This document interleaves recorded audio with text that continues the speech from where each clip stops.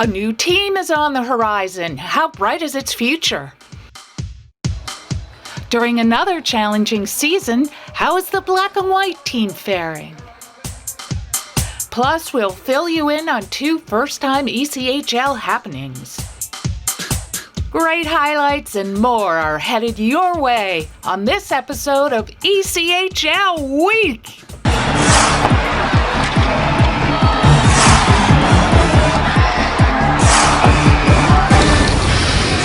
Hello and welcome to another edition of ECHL Week. I'm Barry Schickling.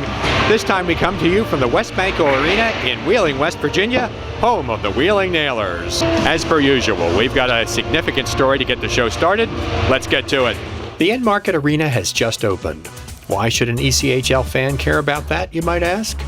The reason is that the new facility in central coastal Georgia will be home to the ECHL's 28th team, the Savannah Ghost Pirates, when the club begins play in October. Located about 110 miles south of North Charleston, South Carolina, 140 miles north of Jacksonville, Florida, and less than 300 miles southeast of Atlanta, some of the South Division rivalries are already built in. Jacksonville Iceman owner Andy Kaufman is adding the Ghost Pirates to his ECHL portfolio. He thinks there are plenty of reasons why, in time, this new market could be one of the league's most successful. We do like to say more hockey equals more happy, right?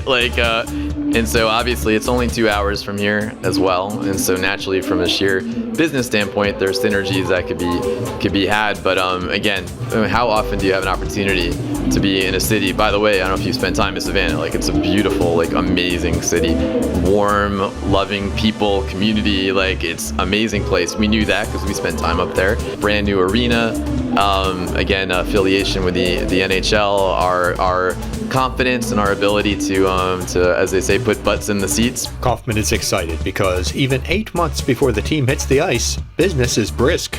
We're off to a hot start. I mean, we're well over 2,000 season tickets already. I think we'll exceed 3,000 before the puck drops in October. The brand and the logo have been very well received, and we're ready to see those bright green eyes of the Ghost Pirates all over that arena. And next season, what about when his teams, the Icemen and the Ghost Pirates, play one another? I have 2 teenage sons. They're 13 and 15, and occasionally they play competitive sports, and sometimes they're on different teams in the same league. They play each other, and what did we say, right? When those are both my babies, right? Yeah. I just want to see them play hard, play right, play well, and may the best team win.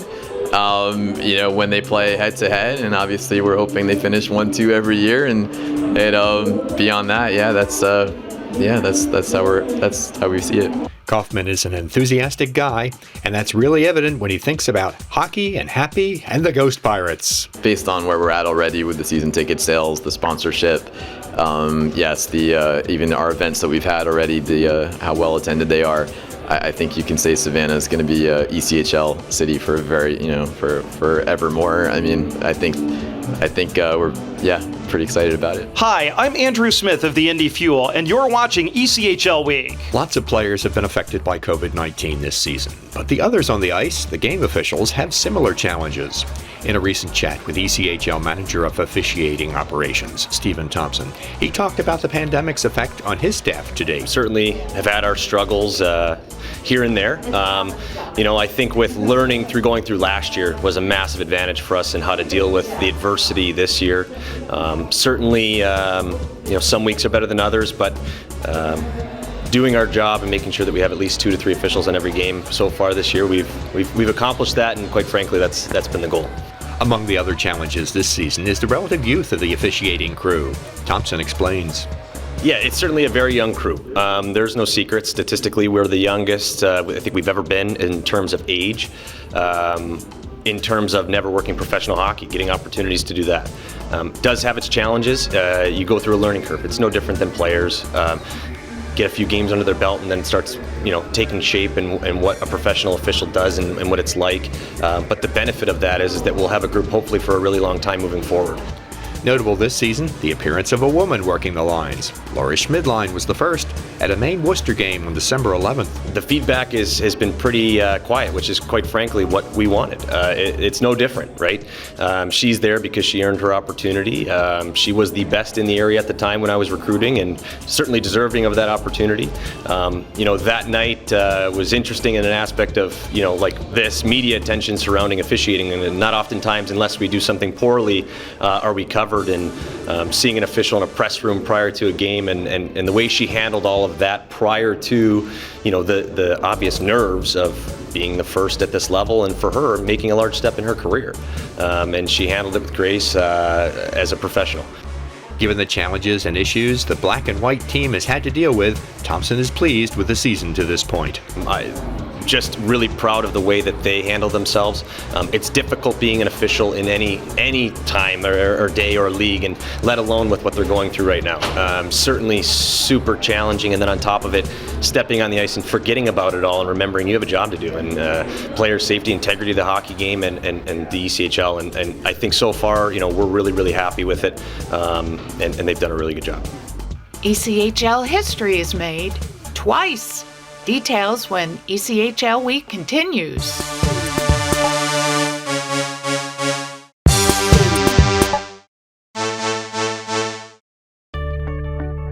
Thinking of selling your home? Now is the perfect time. Want to know what homes like yours are selling for?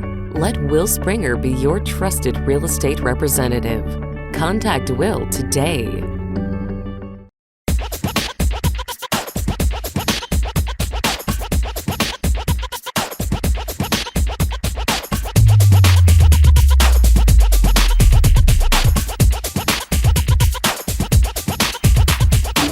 Need to know what's happening in the ECHL? This is the spot. Time for our news wrap-up. Danielle Goyette temporarily joined the Newfoundland Growlers coaching staff for last weekend's home series against Reading. When she walked behind the bench, Goyette became the first woman to take that position during an ECHL game. With head coach Eric Wellwood being unavailable after entering COVID-19 protocol earlier in the week, Goyette, director of player development for the Toronto Maple Leafs, the Growlers' NHL affiliate, headed east. One of the most decorated players of all time, Goyette, a 2017 inductee into the Hockey Hall of Fame, played 172 times for Canada's national women's team from 1992 through 2007. She's coached the University of Calgary women's hockey team and served as an assistant coach for Team Canada at the World Championships in 2012 and again at the 2014 Olympic Winter Games. Speaking of firsts, Sunday marked the first time that a Republic of Korea-born player earned a point in an ECHL contest. Sang-Hoon Shin, a Seoul native who's been a member of the South Korean Olympic team on 2 occasions, picked up a pair of assists on goals by Cameron Nault in the first period of a game against Norfolk. He was a member of the Anyang Hala team for 4 seasons. You might recall that club has played the Gladiators in preseason games. Sang-Hoon represented his country in the 2018 Olympic Winter Games and also was a member of the team which was unsuccessful in qualifying for the current Olympics taking place in China. Time for another segment of our Voices of the ECHL feature. Today on Voices, Weston DeWitt of the Norfolk Admirals. In addition to play-by-play, what are your other duties with the Admirals? So I'm the director of communications and social media for the team, so I handle the social media account for the team. I'm also the team's videographer and editor, and I have a big passion for storytelling through video because I was a video editor at MLB and NHL Network. I'm very hands-on in the hockey ops side of things as well. Very close relationship with our general manager, assistant coach, our athletic trainer, and equipment manager, so very hands-on. In 2021, COVID-19 forced the Admirals to sit out this season. What do you do during the year? If I actually stayed in the broadcasting role, actually, because our owner, Mr. Kavanaugh, also owns the Hampton Roads Whalers of the USPHL out in Chesapeake, which is about 15 minutes outside of downtown Norfolk. And he gave me the opportunity to broadcast because they were playing through the COVID season. There was a level of satisfaction that I felt with that was really rewarding for me. So I was able to do social media work for them, I was able to broadcast for them, and then once that season ended, it was hitting the ground running with the Admirals again. What do you enjoy most about what you do? You just learn something new every day. Like when I came out of college, I can self-admit that I felt like I knew everything, and that was just me being very naive about a lot of things. And being surrounded as well by good people is another big thing. You know, it's a blessing to be in this booth at the ECHL level. There's only a handful of professional hockey gigs in the world, and to be one of those selected to be in it is a true blessing.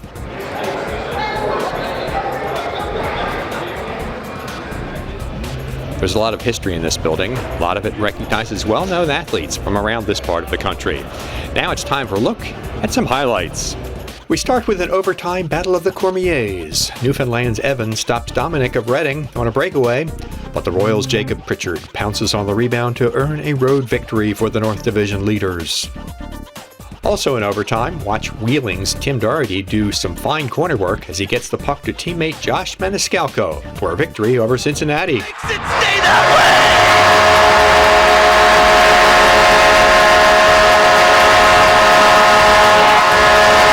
Rapid-fire saves are the subject of this clip, and all of them are made by Daniel Chechelev of Kansas City. He kicks another one away. Doogie little grounder shot.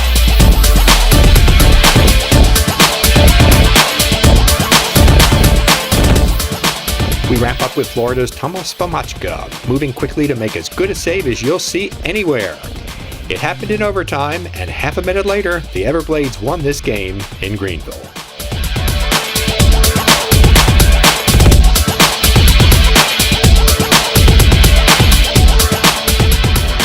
That wraps up another edition of ECHL Week from Wheeling, West Virginia. Thanks so much for watching. Make sure to follow all our social media channels. You can stay up to date on everything that's happening throughout the ECHL 24/7. See you next time. You never know what you'll see at a game. We close with a pie-eating contest hosted by the Worcester Railers early this season. World champion competitive eater Joey Chestnut was on hand and defeated all his competition by eating 12 pies in 90 seconds. Yum!